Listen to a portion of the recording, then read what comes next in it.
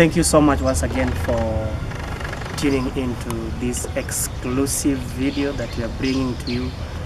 These are some kind of videos that you cannot get them anywhere, you cannot watch them anywhere. So today we want to bring you a video that is focusing on pastors' kids. Now, most of you think or imagine that you know pastors' kids very well. You think that all their life is just smooth, things are running well on their end. But I want to challenge you that maybe or maybe not, you don't know them well. So today I'm glad to host one of Bishop's kid or Bishop's daughter, who is going to shed some light to us today about what they go through or how is life on their end. And so I would like to welcome you. Just introduce yourself and tell us a little about yourself before we start. Hi everyone, my name is Marigold Adhiambo Butieno. A bishop's daughter, as they call us, PKs, pastors' kids, pastors' children. I'm glad to be here. I'm Bishop Luke's Jacoiwa's daughter and Mom Jean Luke. And I'm glad because he's my biological father and mother, and they're also my spiritual parents because I serve under them in church. I'm very active in ministry, both in the praise and worship and also in the youth, partly in the children ministry. I'm a mother, which I'm so sure a lot of you will be asking questions. She looks young. I'm a mother, a single mother, not yet married, single and waiting upon God. Yes, that's me. Now let's start it off from you are very active in church. Does it come automatically, like when you are a pastor's child you have to be active in church? It's not necessarily. I'm the firstborn in our family. We are 5 of us. We are 5 of us plus my cousin, so that makes us 6 and my son's 7. And being a pastor's child does not necessarily mean that when you're a pastor child you have to be active in ministry. It's a decision I made on my own. With the way things were going, yes, we were brought up in church. Yes, we knew Sunday school. Yes, we knew church was good. But it was a conscious decision I made on my own to be active in ministry. And also because I understood my calling as a person, which everyone has to understand their calling as a person. It's not necessarily meaning that when you're a pastor's child you have to be involved in ministry. It depends on the calling and what you have in your heart and your relationship with God, your relationship with Christ. How also matters a lot, being active in ministry. But me, I'm active in ministry because it was a decision I made consciously to be in ministry. So it's either you're active or you're not. Yeah. It's not an automatic. It's not an automatic. It's your parents who are pastors, it's not you. When somebody hears this, how do you think people take it when they hear that it's not an automatic? Like, what do you think is in the people's mind when they see you as a pastor's child? What do they see? So necessarily, as I was growing up, I think there's a point in my life I completely hated being called a pastor's child, because you're singled out among groups. So even when you go to school, when they're asking who can pray for us, they'll point you. They'll tell you, Marigold, pray for us kwa sababu wewe ni mtoto wa pastor. And I really hated that word, mtoto wa pastor, because at times it was segregating us to a certain kind of group of people who are termed to be holy, who are termed to be walking with angels everywhere. And what people forget is us as pastors' children, we are also human beings. We are also living under this sufficient grace that we all have and claim. And it's us to understand, it's for people to understand that it is not me being a pastor's child, meaning that if I am a pastor's child, I'm very good, I'm very holy, I'm very okay, that I don't have my weaknesses and my strengths. I don't have my shortcomings in life. We are just normal human beings. We experience the same things that any other youth, any other child, any other mother, father will experience normally. So there is nothing so different about us. I think it's only people have just misunderstood the title pastor's children or pastor's family. Yeah, so as a pastor's child, people have so much high expectation about you people. People think you should not make mistake, you should not live a life of hypocrisy. People, how do you get this? How do you adapt to this? Socializing with people when people have high expectation that you should not make mistake, you should not live life of hypocrisy. Now, in your life, have you ever lived a life of hypocrisy? At a certain point in life, I think I had to have personalities. I think we call them personality disorders, because when you're a certain group of people, you tend to behave in a certain way. Then if you're in a certain group of people, you be a very totally different person. So I'll take my experiences back in primary. It wasn't that much, because it was just, we could take it as children's talk. High school also wasn't that big of an issue, because I think I kept it on the lowdown. For it was only a few of my friends who knew I'm a pastor's child. But now coming to campus, you now realize that life is very different from what you used to know in primary and high school. So when you come to campus, you have to make a stand. You either serve God or you don't serve God. And I used to have friends, yes, not all of them were born again. So when you're with the not born again friends, you'll tend to behave like them. When you're with your born again friends, you will tend to behave a certain way. So when you come back home, come back to church, there's this perception you have. People know that when you're to a pastor, you're good, you're holy, you're prayerful, you're admirable, you're this great person. But now when you're in school, you have this other attitude.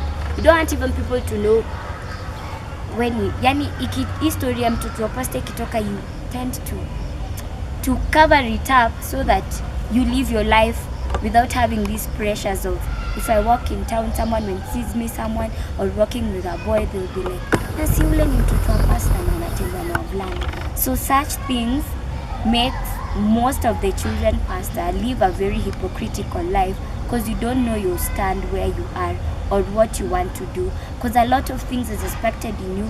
The way you relate with boys or men out here, your expectations for marriage, people think they are higher than normal expectations for young people.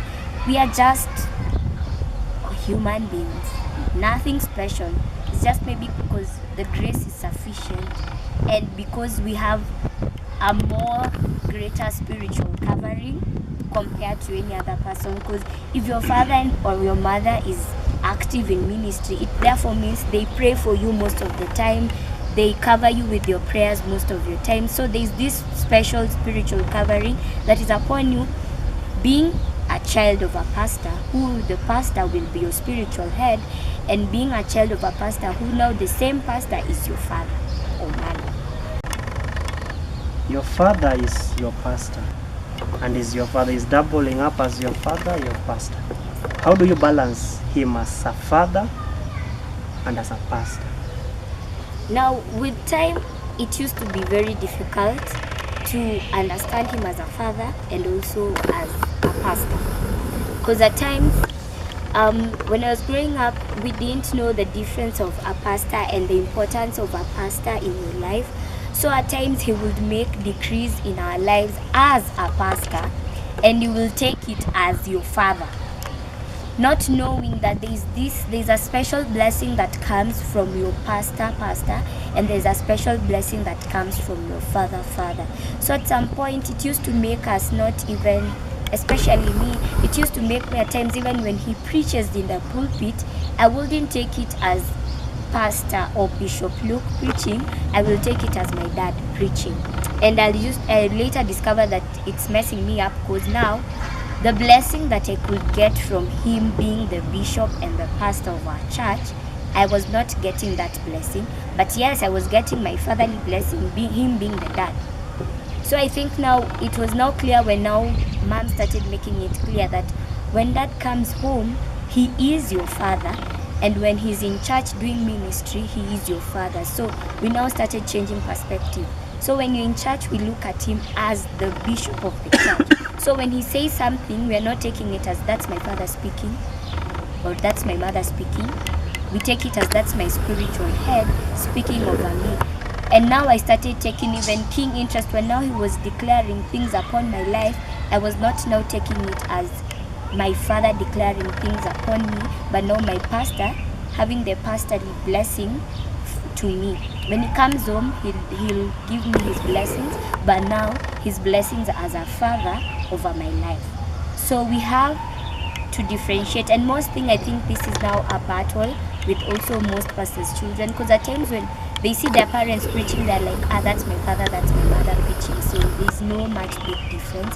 But we should understand there's the pastoral blessing that comes from our parents, and there's also the fatherly, motherly blessings that comes from them, because the Bible is very clear when we say that we should respect authority, and him being the pastor of the church, it means he's the spiritual head over the church. So if you as the child don't respect the spiritual head, it means all these other people who are also looking at you will tend to also not take keen interest in him as the spiritual head. So it's very important for pastors' children to understand that when the parents speak as a spiritual head over them, it means they entirely take it as the spiritual head, but not the father. When he's back home, he'll be your father. And I'm so sure even as they preach, they don't forget that they are fathers and mothers of children out there. Mm-hmm. So it's for us to find a balance between the pastoral work and fatherly. Let's take it a little bit back a little bit. We are going well, but now you you introduced yourself as a single mother. I want you to tell us about being a single mother, being a pastor's daughter, and if I'm wrong, you are the firstborn of the pastor, and your mother. How did this come along, and how did it affect the ministry of your father? Because these are some of the things that pastors' daughters, some of the things they go through that they don't have platform where to share them, to encourage somebody else who is also going through the same thing. So how did this come along, and how did it affect your father's ministry, and how did it pick up again? And what can you, out of the whole scenario that you went through, what can you say about, or what can you encourage somebody who is going through it, or somebody who might fall a prey of the same? Now, it's very interesting. One thing that people don't really get is the Bible in Ephesians is very clear when it says we are not fighting against flesh and blood, but against principalities, powers, rulers. Now, principalities, powers, and rulers, it's not a war that is fought with people. It's a war that happens in the spiritual realm. And for me, I think I will say, which I later came to understand as years were going by after getting pregnant, and I realized it was me who created a loophole for the devil now to use me, because it's always this way, it works this way. The enemy comes in very different forms, and the Bible is clear that the enemy is looking for someone to devour. He's like a roaring lion looking for someone to devour. So if he finds someone and falls prey to it, he takes the opportunity very well. And during that time, my parents were very active in ministry, and they were praying so much. So I think the devil tried my father, didn't get a chance, tried my mother, didn't get a chance, and now he knew where to hit home hard. So me being the firstborn, and since when you're a firstborn, your parents have a lot of expectations from you. you're my firstborn, you'll be the best, you do this, you're the one who's going to make my name go further and all that. And when I discovered I was pregnant, I always tell people I gave the enter into my life. It's not that I'm calling the person who made me pregnant the devil, but I let the devil use me as an agent to destroy my father's ministry. And when I discovered I was pregnant, at first I kept it as a secret. The only person who knew was me and my sister. And we kept it till a certain point in life when I think around July, that was in 2012, around June, July, when my dad was doing his master's in Doughter University. And I discovered that yes, my tummy is now growing and it's starting to show, so people will start asking questions. But previously when people used to ask questions, I used to deviate the question. I used to laugh. It says, it's because I have a big body, I'm growing fat, I'm just at home, there's nothing. So for me, I was like, it's just growing fat, it's normal. So yeah. So when I now started noticing that I'm growing and truly my tummy was growing, I talked to my sister and we had pre-planned for going to a clinic to do an abortion. That was when I was already around 6 to 7 months pregnant. And we went to the hospital, we did all the arrangements, so we were to come back the following day. So because I had to go back home and pack a few stuff, then come to hospital the following morning. So in the following morning, my sister left for work. I remained at home, and thank God my grandmother was there, my late grandmother, and she rest in peace. So she was at home because she was coming for her son's graduation, and my mom. So we were there seated in the house, and I get a phone call from my dad.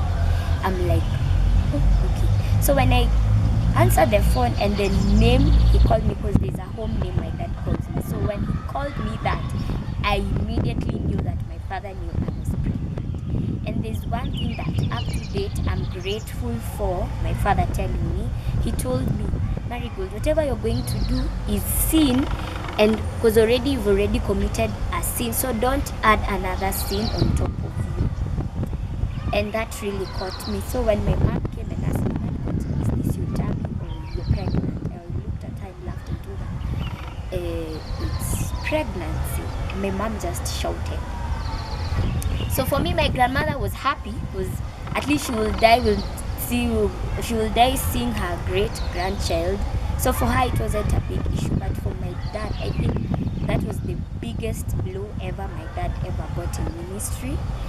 It made him resign ministry work for I think a whole year, and that for me was the longest year ever, because now we couldn't live in the same house.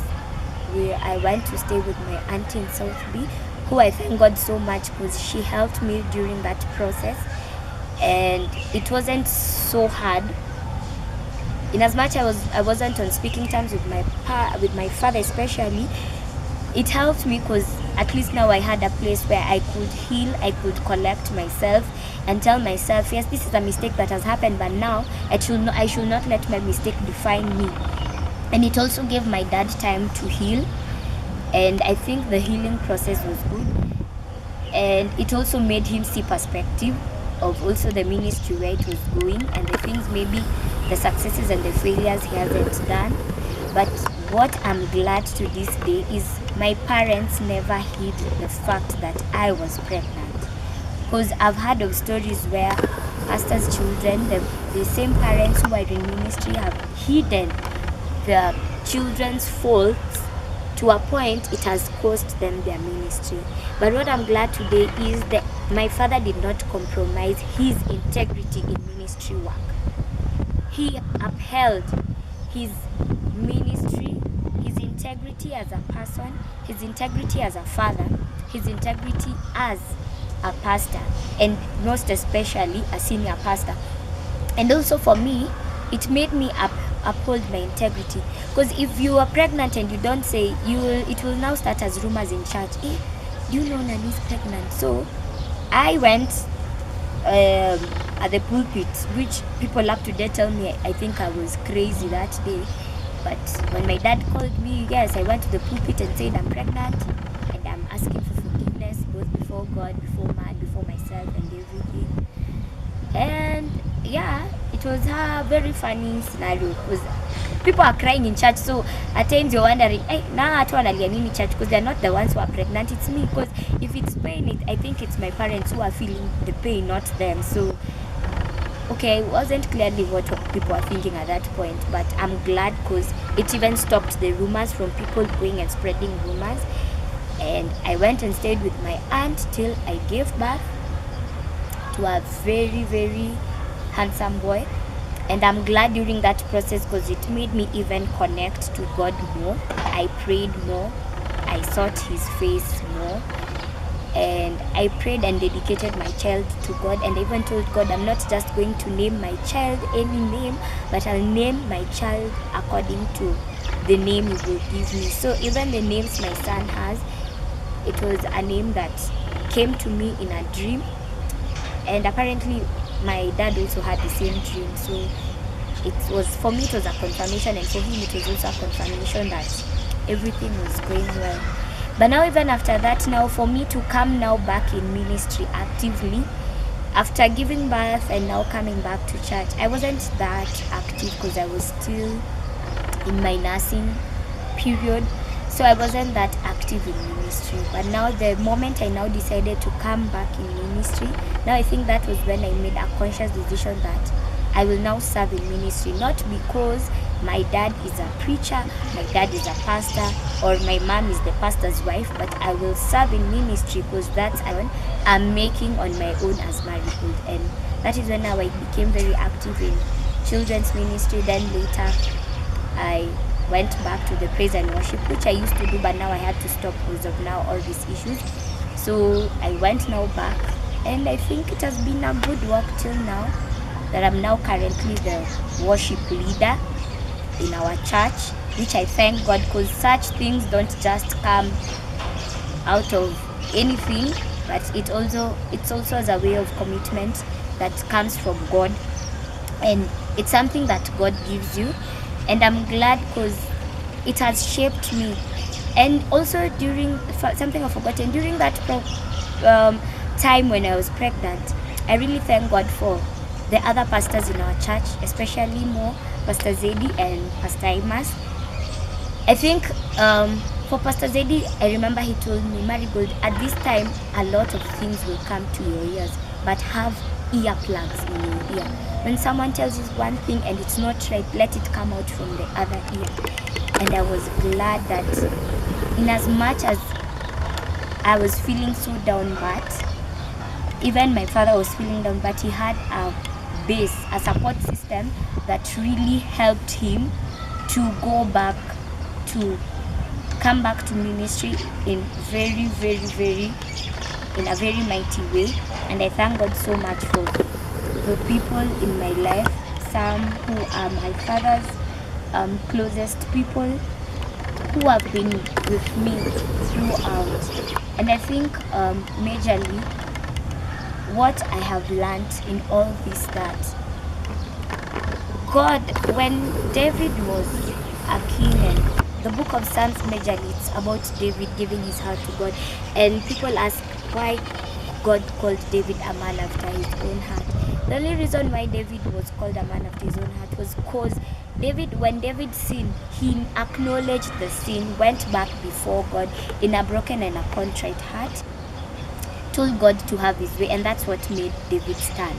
And as for me, I'm pretty sure that what has made me stand today is the fact that I acknowledged I sinned, and I went before God and repented and told God that you're the only one who can save me from this situation, not any other person, not my father, not my mother, not my friends. You are the only one, so I'm depending on you alone at this moment. So I'm here as me, so have your way. And I think that is what has made me stand, and that is what has made my relationship with God be what it is right now, because I can clearly say that I'm very strong and firm in ministry. I'm very strong in my beliefs in God. I'm very strong in my walk in salvation, and I can say I'm very strong in working out my salvation, because there is nothing that has given me much and greater joy than serving God. In as much as my father is a pastor, my mother mother is the pastor's wife, I being the pastor's child. So it's just me, it's my decision, and I thank God for it.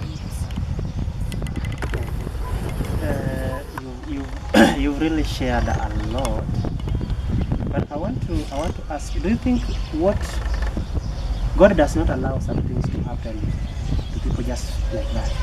Do you think God was teaching you something when it comes to, like you said, you used to take, well, even in church you used to take pastor as just your father. Yeah. Whether at home you take him as your father. So do you think God was trying to teach you something out of your father's ministry, that if you give that loophole, the devil can use you to bring your father's ministry down? And you've said, I wanted to ask, you've said that this thing has really made you strong. How has it strengthened your father's ministry even after that, what your father went through or your parents went through, being that they are both pastors? And you've come back to the ministry, you're very strong, as you say. What do you think they have learned out of this whole process of you going through all this? I think for me personally, as Marigold, what I learned through all this process, there is a parable in the Bible where the light and the candle under the bowl. And clearly when you get saved, you are always marked for God's work. And also when you get saved, it's a clear distinction between now you're an enemy with the devil. The devil will find ways of standing and accusing you before God at every moment, because even the Bible is clear when it says that Satan is an accuser to the brethren. And for me as Marigold, during that time I had made standards for myself, not knowing that in as much as I'm making these standards, I need to incorporate God in the standards I'm making. So I made this standard as a man, not involving God. And now when I started compromising, things wasn't seeing, because I now started thinking, drinking is not bad, but if you can control it, is good. Smoking is not bad, but if you can control it, is good. So the moment you will start compromising your salvation as a person, that's the moment the devil now will use your compromises to now for any other thing he wants. Because already, if I start telling myself today, kunywa tu kidogo lakini kama unaweza jicontrol uko sawa, it means I'm now allowing pole pole shetani to come through pole pole. And now by the time you realize that the devil has taken over your life, it will be when now you're done for completely. And I think for my parents, me, what I'd say up to date is whatever my dad did, acknowledging the shame, acknowledging name calling at that point, it made his integrity stand. Because there will be no one who will now come and tell my dad at even when he stands and starts condemning sin, there's no one who will come and tell him that hata ya mtoto wako ulificha. He has now a right to talk about sin, because if he couldn't hide his own flesh and blood sin, then any other person automatically he will condemn it, because now he has a right to condemn it and he has basis to condemn it also. So for me, I think it also made my dad's ministry in a way people cannot see it, or maybe we cannot see it, but I think his integrity also in ministry work has a very greater influence compared to the way he was. Because at some point they say some things happen in life, though some things we orchestrate them ourselves, but at times the things you go through in life make you and shape you to whoever you are right now. Because now I know I can give advice to other young single parents like me, but I'm not advocating for singlehood parenting. I'm not advocating for singlehood parenting because it's so hard and it's very tough.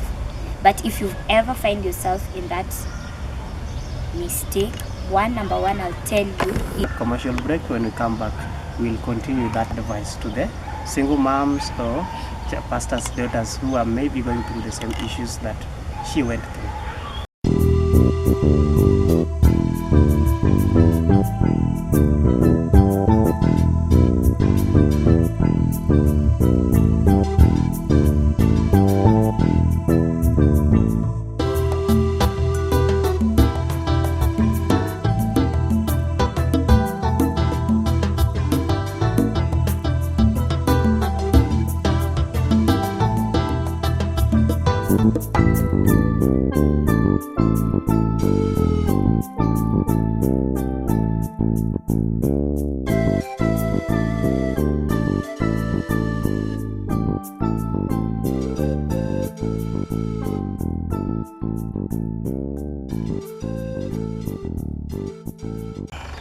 Welcome back.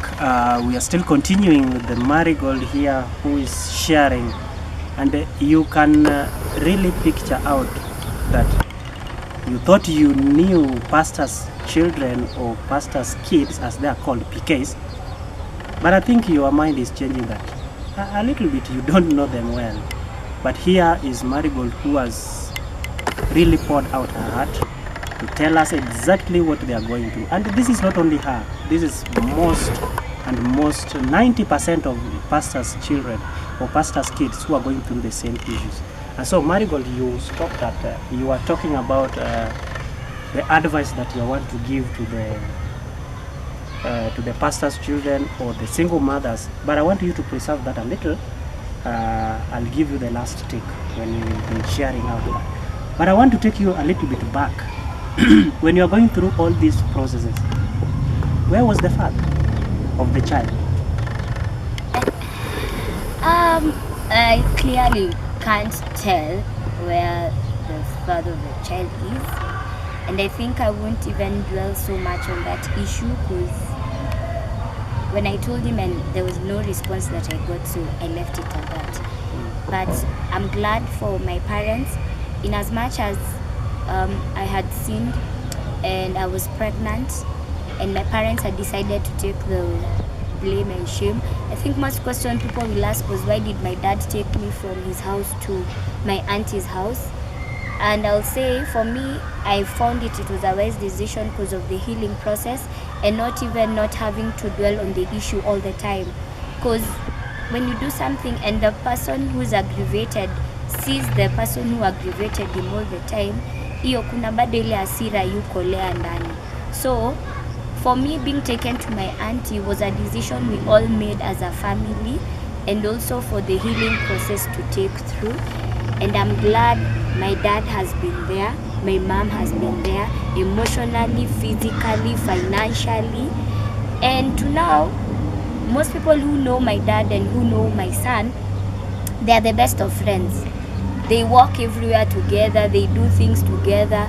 My son has to go with my dad. I think all the time he's in holiday, he has to go with my dad to church and everything. So they're best of friends. And I'm glad because I haven't felt the brunt of suffering with my own son and suffering as a single mother, because at the end of the day, because when I got pregnant I stopped school, but at the end of the day my dad took me back to school, cleared my fees for my law school. I did my law school, got my law degree. I went to KSL, he was still paying my fees and still supporting my son and still supporting my other siblings. And I've done my KSL. Currently I'm now just waiting upon admission and God's grace to be able to finish the exams that I haven't finished and to be admitted as an advocate.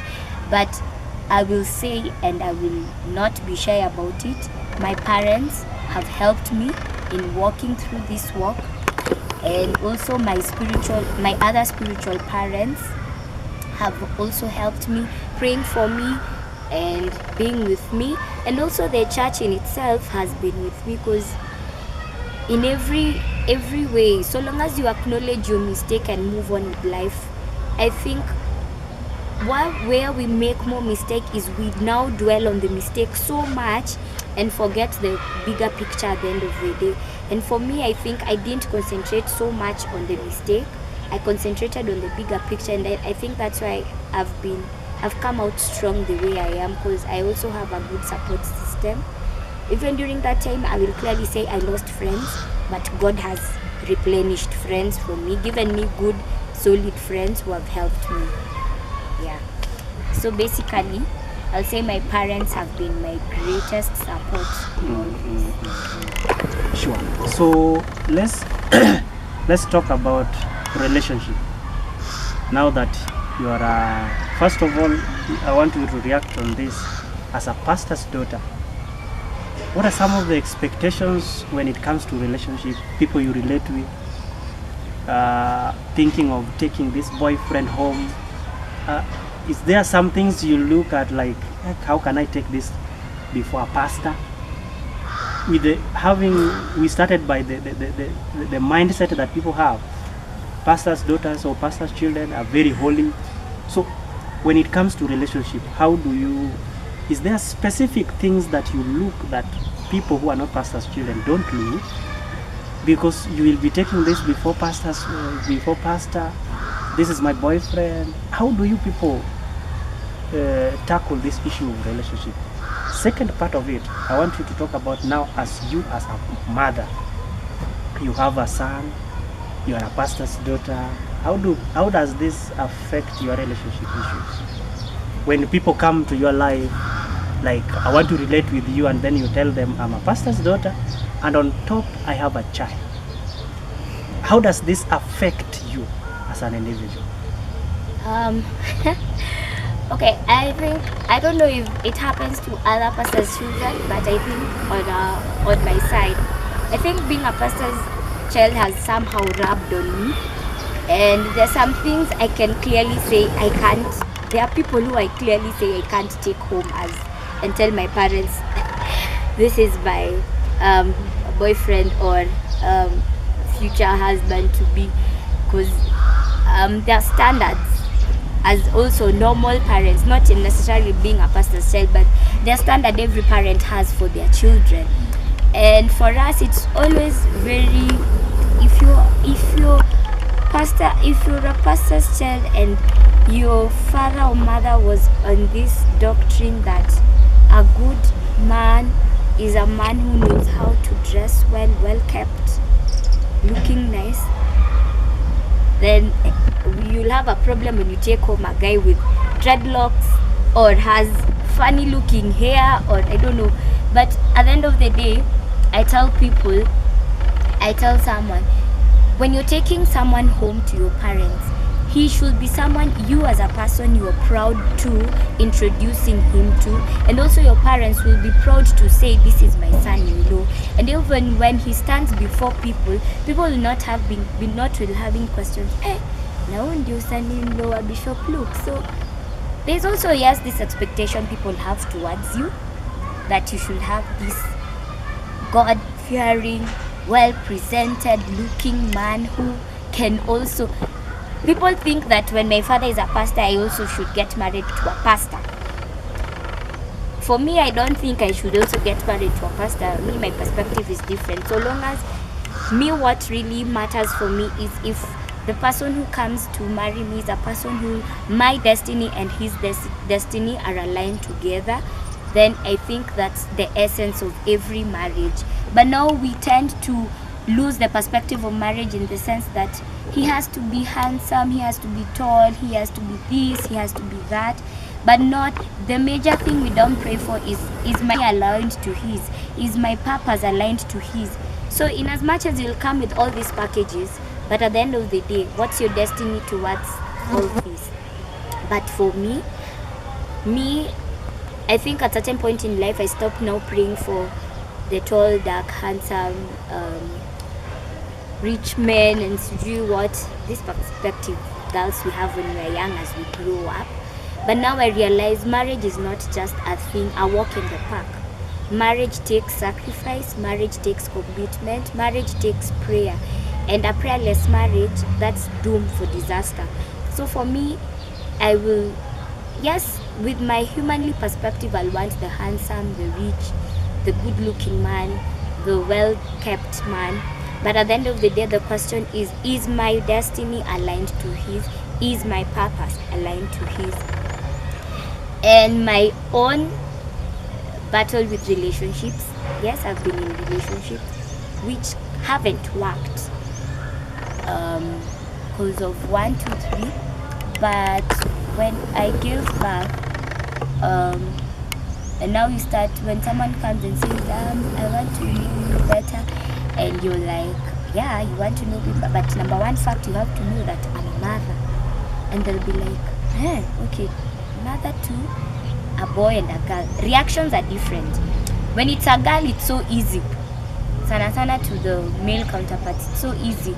Because at least mpaka tu bado watu watafikiria kuna shamba ya kugawia ukijana ama nini msichana. But for a boy it's always so hard when you say you're a mother to a son. People look at you like son, na kwani baba mtoto wako wapi? And I think I've had those challenges. There are people who have clearly and bluntly told me, mi siwezi date msichana mwenye ako na mtoto. And you wonder, so kama wezi date, nani ndo anafaa ni date? And I think for a time it was a struggle with me, but I decided to take it before God and told God, in as much as I guess did the mistake, but it should not be a criteria for people to judge me or people to put their perspective upon their lives. And I think I dealt with those demons of thinking that when you a single young girl, you can't get married. I know there's someone out there for me, which I'm very positive about it, so I won't mince words with it. But it has been hard. It's not an easy thing if you are in a single mother and you want a relationship, because at times people will just come to just think you're an easygoing person because already you have a child, so they'll just think kupenya kwake ni rahisi sana. But I also think if you don't now have standards set for yourself as a person, it really now puts you and drains you down, and at some point it can give you depression. It can make you think you're worth nothing. But for me, I dealt with those demons and told myself, the one intended for me, the one intended for my son will come at the right appointed time. So that for me is not a worry. You are a pastor's daughter, you're born again, you love church. Have you ever faced relationship physically without God in it, without pastor's thing in it? Yes. Facing relationship. Yes, I have. And I'm telling you, that is the worst decision you can ever do as a born again person. Now this, I'm not speaking as a pastor's child or anything, but if you are a born again Christian and you have a relationship with a person who's not a believer like you, it's that spells doom for disaster at all costs. The Bible is very clear when it says a believer should not unequally be yoked with a non-believer. It's very clear. Your standards are different. You're thinking A, he's thinking B. You're thinking F, he's thinking Z.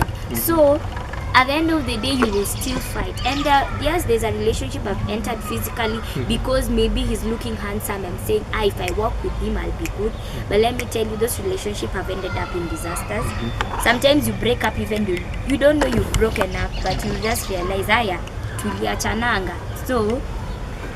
So at some point, it has made me take a hold on the relationship and find God and just tell God to have his way in my life. And I think it has really helped me and shaped me to who I am today.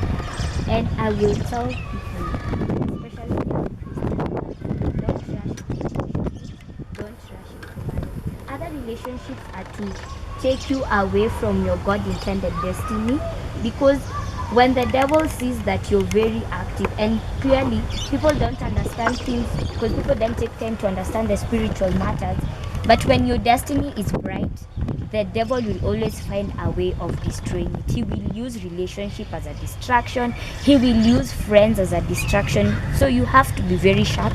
You have to be very clear.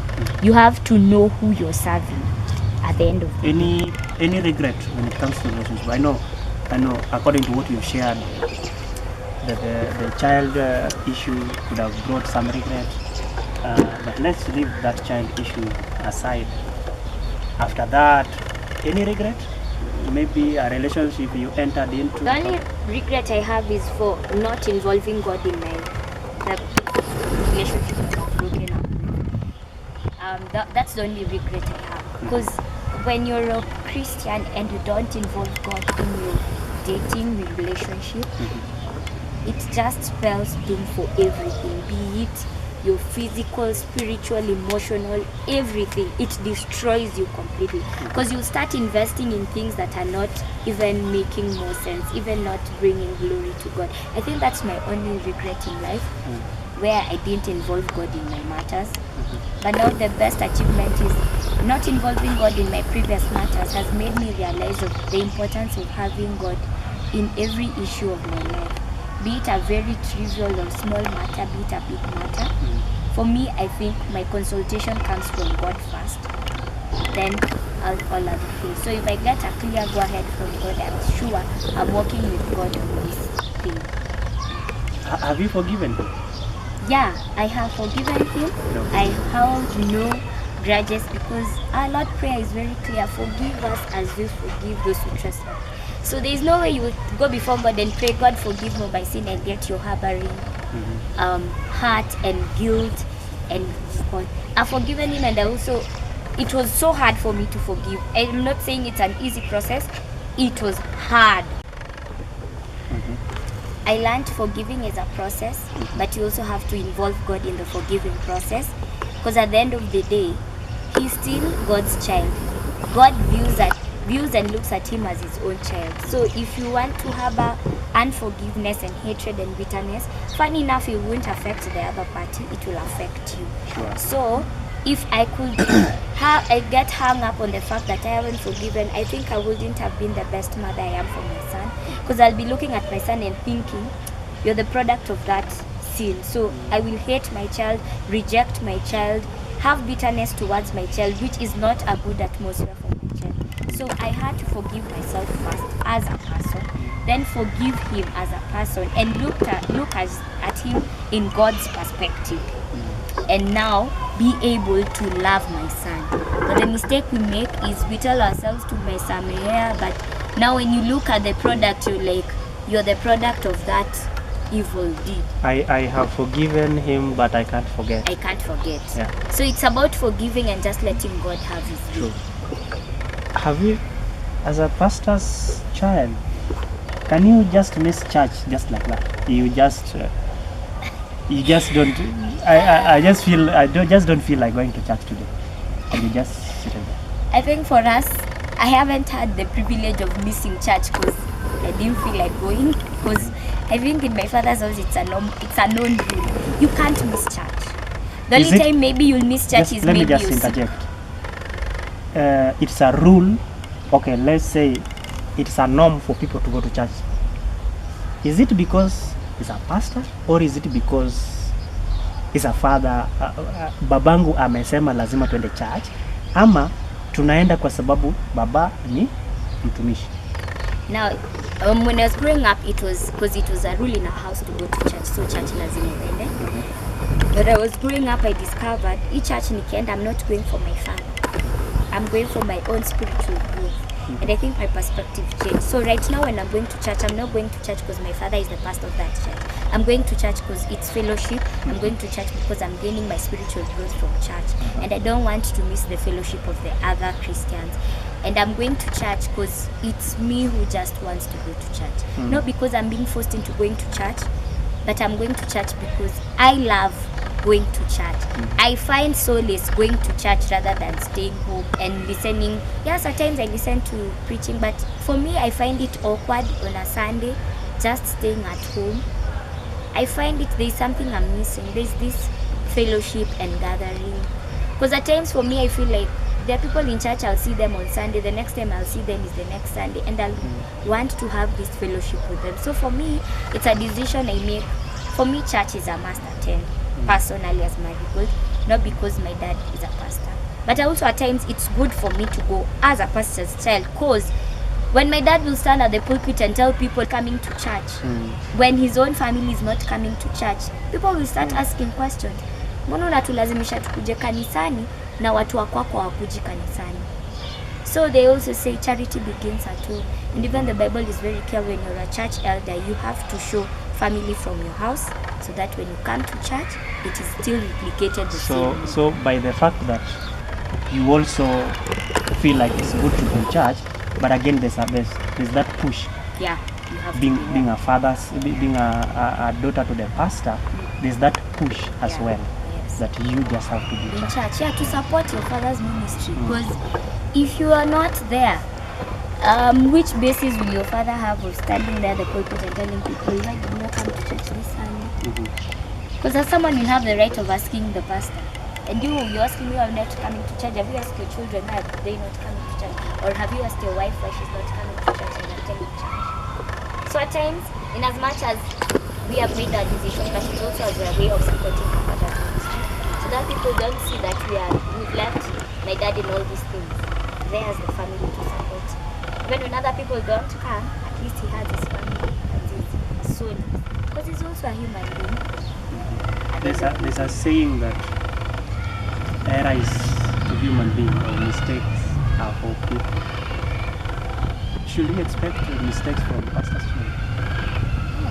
Or they should not make mistakes?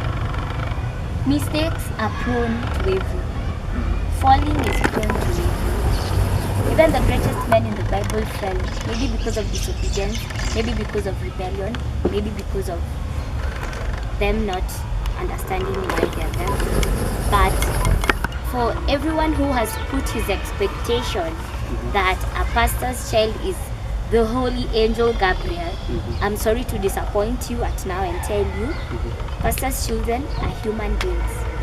And if the pastor's child hasn't made a conscious decision on his own to stand in ministry, then he's prone for any other thing that comes his way. If he's not supporting his parents' ministry, he's prone for anything. It's now for them to accept that pastors' children are just normal children. They are prone to mistake anytime. They are prone to depression. They are prone to falling into temptations. They are prone into engaging in sex at young ages. But at the end of the day, it should not be a castigating point and throwing away pastors' children and telling them, nyinyi expectations zetu kwenu ni mnafaa mkwe hivi na hivi na hivi. And for me, with what I've learned and also the experiences I've learned from my friends who are pastors' children is segregate pastors' children. The more they'll find love outside. So they'll think this is the norm and embrace it. But now when you tell them, yes, it's at times you fall, but you still come back. They'll feel this is home and this is where you need to be. But now we put them on a certain level that's where you find most pastors' children have personality disorders. When they're in church, they're one thing. When they're outside, they're totally different people. So mistakes is okay, but you learn from it. Now, we are taking the last bit of this interview and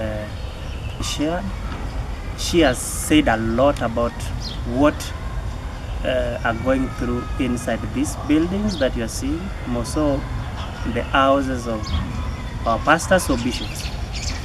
So I think I'm very sure that this video is changing your mentality, how you viewed pastors' children or how you viewed pastors' daughters.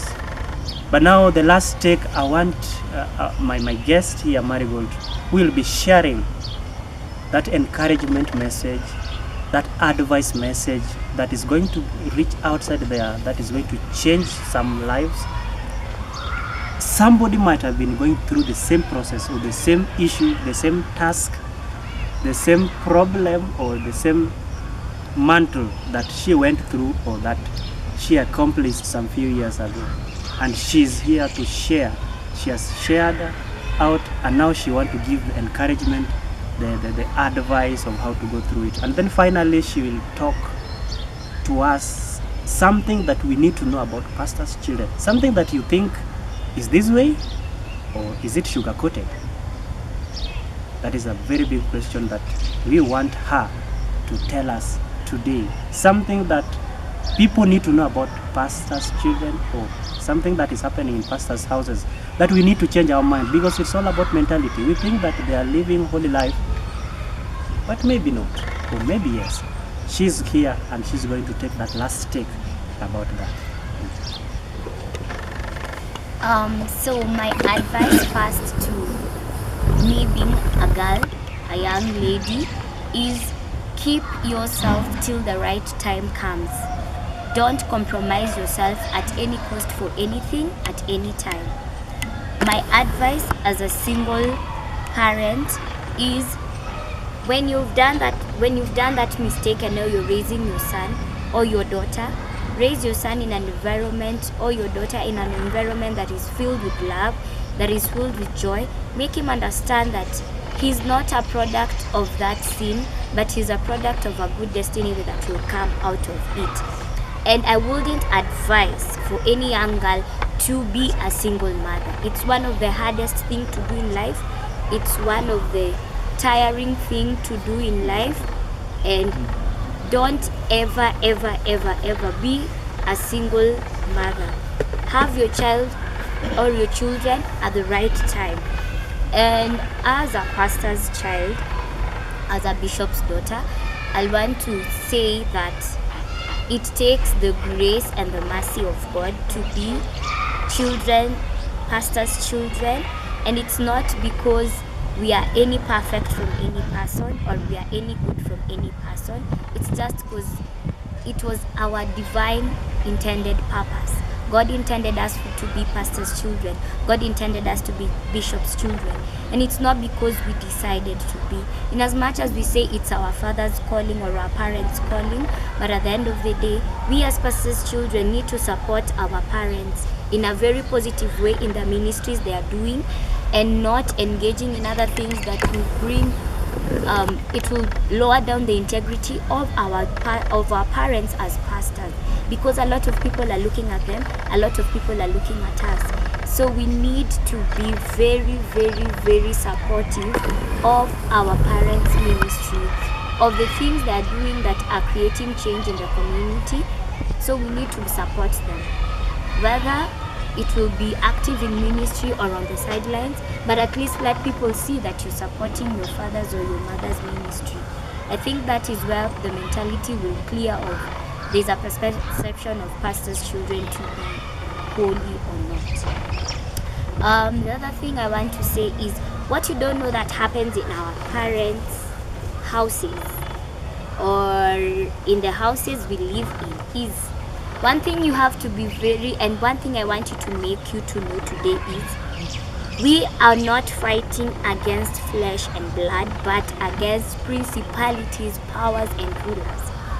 And if you don't know, parents, our pastors' houses are attacked on a very daily basis, spiritually. And if once the devil finds a loophole in a pastor's house, he will automatically use it, because he intends to destroy the ministry. He intends to destroy the basis of the church. So you people out there, if you have pastors, love your pastors with all the love. Love their families, love their children. Pray for them. Most of us don't pray for our pastors thinking that wanajiombea, but at times they have too much to do that they don't have time to pray even for their families. But what I'll urge you is, what you don't know, when you don't pray for your pastors, when you don't love them, you're making them prone to the devil. So love them and pray for them so much, so that their walk in Christ will not be unwavering. Amen.